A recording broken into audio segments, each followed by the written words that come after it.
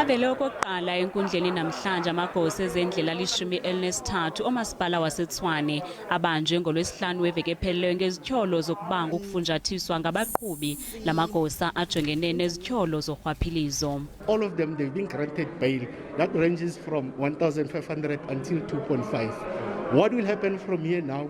Internally, we are intending to issue them with letters to intend to suspend them, and they should give us reasons why they should not be suspended within 7 days, of which they'll be put on suspension. The charges that have been facing is charges of corruption by taking or allegedly taking bribes from the motorist. Imali ethathwa ngalamagosa kubaqhubi yimali ebalelwa kwi-R200 nangaphantsi. So remember, we are saying to our members they should not be involved in any corruption at all. They are not supposed to take money irrespective of it's a small amount or bigger amount that relates to corruption. Ityala lawo linqunyanyiselwe umhla we-13 ku-Okthobha.